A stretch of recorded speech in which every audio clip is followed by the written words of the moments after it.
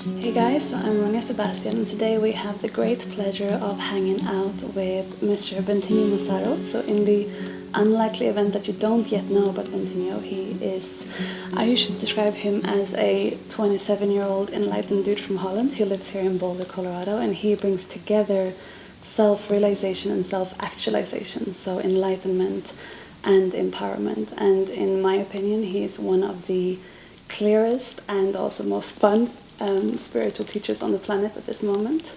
So super stoked to have you here. Thanks for hanging out. Oh, thank you. How are you today? I'm very well. Good, great. So I want to give a little bit of a context to my question, which is a pretty saucy one. I think it will be very valuable for people.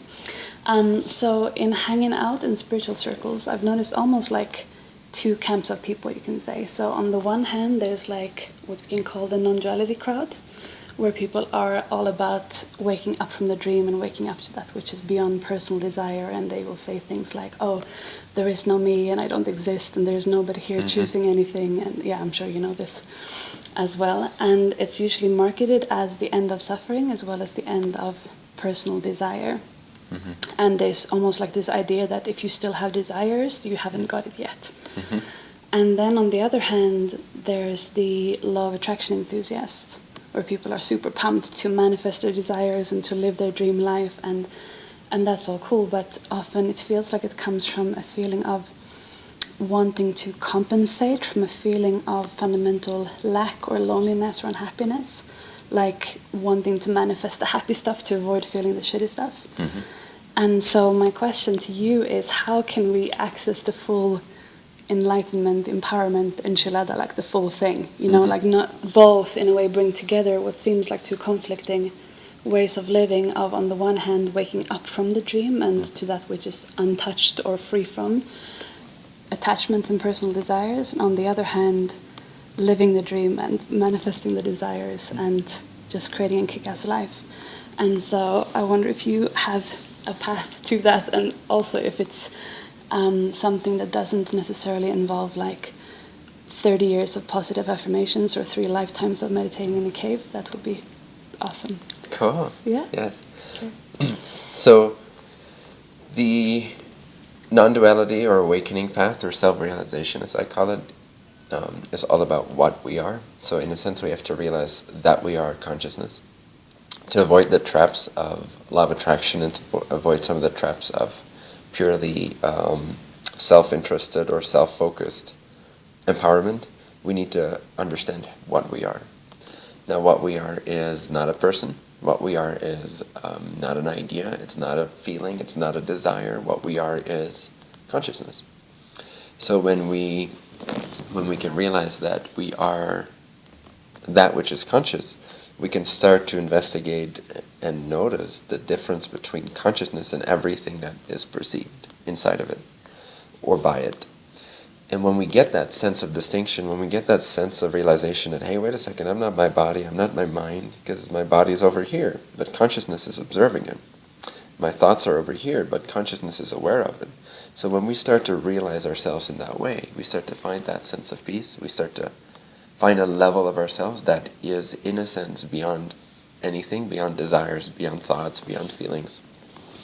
And so we gain this great sense of stability, this great sense of clarity, this great sense of awakening, of awakeness, basically, that permeates our everyday life at some point with enough repeated recognition. And self-actualization is all about realizing who we are. So what makes us unique, what makes us that we're here. And oftentimes the non-duality crowd or the self-realization path, if it does not include at least a fair amount of who we are, I find that one of the traps in that is that we don't honor the mystery and the intelligence behind the fact that I have 10 fingers and 10 toes, and that I speak with a certain tone of voice, and that I have certain desires and inclinations, and that I have certain limitations and certain talents. So we're not having much appreciation. I find that the non-duality crowd, when it's too extreme, has very little appreciation for the mystery and the intelligence that makes this thing look exactly the way it does right now. And it feels like diminishing the miracle of life. It is diminishing. So it is the intellect applied to something as mysterious and ingraspable as this infinite, endless exploration of consciousness. So, on the other hand, if all we have is, or all we are taught in terms of spirituality is, whatever you desire is king, and just act on your joy and create whatever you want, people can often forget that they are stable, that they are timeless, that there is a level of their being that is not affected by all the thoughts and the feelings that come and go. So what then happens is that that person is still very much identified with their body and with their minds and with their separate identity. And then when they go and try to chase their dreams, they're going to hit plenty of walls that are going to smack them in the face that have to do with failure or success, like that whole struggle of, if I get what I want, I'll be happy. If I don't, I will not be happy. So self-realization allows us to be happy no matter what, or at least stable or present no matter what. And the law of attraction or the empowerment teachings allow us to generate a lot of joy and a lot of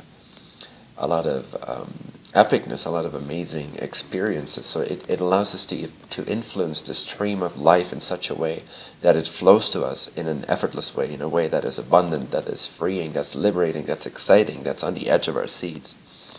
So again, if you miss the stability part, if you miss the realization of what you are more likely to tumble and fall in the process of creating your dream reality, precisely because there is no stability, there is no changelessness with that, there is no sense of timelessness, there is only the separate individual focus that believes it is separate, that believes it is lacking.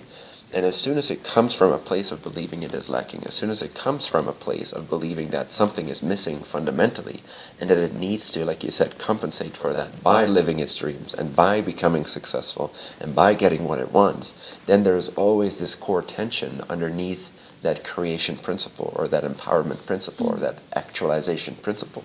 And even when we do manage to manifest what we want, there's still this fear of losing it.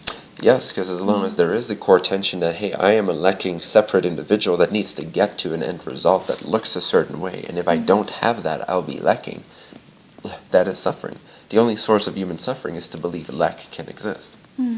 So the realization of what we are can go a great way in letting us experience firsthand in our own immediate experience of life that we are not separate, that we are not lacking, that we already contain everything that we are. In fact, we contain all that there is because we are consciousness. And this universe has not ever been experienced anywhere except inside of consciousness. No one has ever found the universe apart from being aware of it. So everything has always existed inside of consciousness. That's just one example, but when you have realizations in that nature, along those lines of self-realization, you will find this great peace, this great relaxation, and this absence of lack. Now, desire, as I see it, is part of what creates us, what created us, and it is very crucial to our being here. It's very crucial to our experience in life. So we need to honor the power, the beauty of desire. But what often, like when the Buddha, for example, said, or supposedly said, the source of all suffering is desire, he was mistaken, or he was misquoted, because it's not desire that is the cause of all suffering, it's the belief that lack can occur. If you have a desire enter your being, that's inspiration, that's joy, that's expansion, that's your consciousness opening up to more of itself, of more of the mystery, of more of infinity. It's merging with more of creation in that moment of inspiration, of desire. Now what human beings have taught themselves to do is filter that desire instantaneously through the perspective of, oh, I'm a body over here, there's multiple bodies over there. If I don't manage to somehow create this desire or inspiration, or if other people steal it from me, then I'll be lacking something. So we're filtering it through lack. That's why desire for most people comes with a sting, with a contraction, with a sense of lack. But if we can separate these two and see that desire is one thing, lack is a belief system, we can eliminate or transform the belief system of lack. And now suddenly, when desire comes in, it does nothing else but expand us and excite us and hook us up to those deeper aspects of our consciousness. So now if desire becomes purified, and if the lack is removed from the equation, now we become inspired beings that in a sense receive the light of our higher selves, and that connects us to what we are as well. So in a sense, acting on our desires, as long as we do that with consciousness and with maturity and with honesty and without lack, then desire itself actually expands us and helps us realize both who we are as well as what we are. So, yeah. So that's so cool. And so one of the biggest shifts that I've experienced through studying with you is the deep realization that lack is actually impossible. Yes. It just cannot exist. And so now whenever there is a contracted emotion that comes up, either there's the instant recognition that, oh, so in this moment I'm believing in something that isn't true, and then it just pops instantly. Beautiful. Or sometimes it can be useful to see, like, okay, so what belief in lack am I filtering the experience through that has me experience this kind of contraction or blockage of some kind, and then there's the clarity that comes with that. Mm-hmm. But that's something that's like this instant, truth detector test in a way. Yeah. Like if it feels bad, it isn't true. Mm-hmm.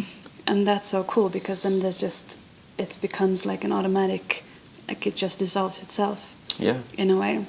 Yeah. And so let's say I wanted to ask, so in my experience is that once consciousness has been recognized, once the shift has happened from feeling like a small separate person that is lacking something into being more of the open consciousness, the open awareness in which everything is happening, there's no way to go back. Right. However, most people have the perception that to awaken to that it's very long, hard, difficult, confusing path. And so the next question for you is what is the most direct way of waking up to this, either permanently or at least having a glimpse, so that there is recognition of that spaciousness? It's as simple as not thinking, but being aware of your consciousness. Which most people would say, well, that's easier said than done. Like for most people, thoughts It's are actually constant. easier done than said. Yeah. So, if you just relax and you notice that there's an awareness of your body right now, there's an awareness of your breath, there's an awareness of your thoughts, there's an awareness of when perhaps you don't have a thought for a second or two. Basically, there's an awareness of awareness. As soon as you relax and you allow awareness to notice that it's aware, awareness noticing that it is aware right now. That's a moment of enlightenment right there. It's a moment of awakening. If you repeat that 12 times a day for 2 to 5 seconds, it's only 1 minute of your time every day. It takes you only 3 months to get completely absorbed in that realization and realize that this is always the case. Because you start to realize certain things. You start to realize that your ideas about this awakening, about this enlightenment, about this awareness are all false. And it's always already here. And it's all already perfect. And all perceptions are, all experiences, all appearances are permeated by that which is aware, which is that mystery, that is ourselves, that is what we are.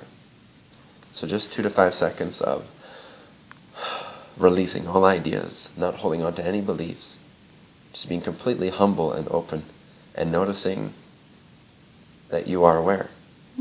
Allowing awareness to become aware of its own awareness through you as a mirror, as a meditator for those 5 seconds. And then you repeat that 12 times a day. So this, It's folks, easy. is Enlightenment made easy, right? Yes. But this is what I love as well about you and about the True Infinity Academy, that it's really bringing it back down to that awakening. Enlightenment is actually available and accessible for, I'm not sure about everyone because it's maybe not part of their thing, but it's so much, much more available than what most Enlightenment teachers have made it to be. Maybe to make it sound more exclusive or something, but so these moments of recognition that then begin to seep into everyday experience, and then there seems to be some kind of a gradual or sometimes sudden shift where it becomes more or less permanent. Like there's no way to unsee it again. It's more that, you realize it's already permanent. The more often you see that it already is permanent, and no matter what you're thinking or doing or acting upon or creating or not, whether you're a success or a failure, whether you feel good or feel bad, there's always an awareness of that, otherwise she wouldn't even know it. So just to notice again and again that your idea about awareness or enlightenment not yet being here, being false, it just eliminates those ideas. It's not so much that you become something permanent, it's that you realize you already were. And so you're clearing, you're dusting your mirror, you're clearing the layers, so that awareness can simply start to become very effortlessly aware of itself in everyday activities as well. Cool. And then from this place of already being free, already being whole, already being content and open, then we can play and manifest our dream life and exactly, all of without that getting stuff. lost, Yeah. without being fooled by the illusion that appearances are separate, or that they inherently mean something, or that they could hurt us or harm us or cause us lack. Because we come now from that timeless awareness, and now we can actually open up our individuated being, our individuated consciousness, our bodies, our minds, to that inspirational flow from our quote-unquote those higher aspects of our consciousness, which literally sort of drip feed those inspirations, those glimpses into us at certain times when we're ready for them. And as soon as we start acting on that breadcrumb trail of what excites us the most in each moment, without any expectations of where it may lead us or how it may unfold, because now we don't have expectations, because we don't need them in order to feel free, because we know that we're already free, because we see we're already spacious, because we see we already are love and loved and perfect. So now we can simply enjoy the journey one breadcrumb at a time and act on these exciting glimpses that we get. And this will accelerate our individuated life's journey, and this will show us more of who we are, and this will create the life of our dreams very effortlessly. And the better it gets, the better it gets. The better it gets, the better it gets, for sure. Cool. So this is also, I want to bring this into what's coming up next. So in the first weekend of January, Bentinho is coming to Amsterdam for a massive, epic European event. It's been a while since you were in Europe, right? I think 2 years. 2 years, too long. But anyway, he's coming to he's coming to Amsterdam in January to have this huge event, and I'm gonna be flying in from Hawaii to join. So wherever you are in the world, you should come and join. It's gonna be just the event of a lifetime, and this is also Bentinho's been talking about that we are moving into a time of great acceleration. So that whereas before, up until 2015, say, it's been a little bit more difficult or a bit more like uphill to really get things moving, but from here on we are moving into a time of inevitable success and great acceleration. So is there anything you want to say about that? Well, you said it very well. Yeah, many of us have been, for the past 5 years, have been waking up and creating, like planting a lot of seeds for themselves. Like a lot of new ideas and visions and awarenesses have been gained for a lot of individuals on this planet in the last 5 years, especially this transformational window, so to speak. But it is like whenever something new emerges from the old, it's kind of like the lotus finding its way through the mud. And I really sense and see 2016 as being the year where that lotus first sort of like starts to open up on the surface and see the sunlight. So in many ways, people will find that their journey is accelerated, their dreams move faster, like come to them faster, with way less effort, way less resistance, way less opposition. Things just start flowing and clicking and falling into place. And so it becomes a very joyful, effortless journey from here on out. Not that there's no challenge, and because challenge expands us and challenge teaches us, and it's given by our own selves to us to learn. But there will be less and less separation, less and less the sense of opposition and resistance. So that's why I call it the year of inevitable success, because the seeds we've been planting for the past 5 years, suddenly people will be like, finally, I was about to lose hope, but finally, this is, it's coming to fruition. So, January 2nd and 3rd will all be about how to foster that, and just like, most of all, it's about being in that vibe together where we can like really feel the power of that and really step up to the plate and really embrace this hyper-accelerated way of living, this conscious, super-accelerated way of living, so that this all is amplified. It's like planting another seed. So if we add together, like if we throw in the ingredients of waking up to the freedom and the consciousness that we already are, as well as just living in that contentedness and excitement and following our passions and following our desires, as well as coming together with lots of other people who are in resonance with that as well. There you go. as well as the acceleration just of the time that we're living in. It sounds like a recipe for a good Well, you're time, making me even more excited. Yeah, it's good. job. I feel excited too. But this is what happens, right? It's like hanging out with people who are going down, down, down, down, down. It's like it's such a drag, and just hanging out with people who are on the same vibe. It just becomes this like for sure spiral of ever increasing, no upper limits excitement. Yeah. In a way, cool. Yeah. So for you guys, if you're watching this before January 1st or something, then come to the event in Amsterdam. It's going to be epic, unmissable. And I can also warmly recommend the Trinfinity Academy, which is Bentinho's online school for enlightenment and empowerment. It's fucking genius the way he's laid it out. You can go down different paths of enlightenment, empowerment, and infinity. And it is, it's incredibly clarifying. It's really, really good. So, and there's a great community there as well. So if you want to hook up with other like-minded co-creators and people who are awakening to the true nature, then definitely go and check that out. We'll put some links down below to both that and the Amsterdam event. I think you said of January 1st, I think event registration closes a little before Christmas. Okay. So it'd be, if they go to bentinhomassaro.com/Amsterdam, they can sign up then. Okay, so don't wait. Just feel the yes and go for it. Never wait. Yes. Anything else you want to say in closing? Nope. Thank you. I've enjoyed hanging out with you. That's a cool question.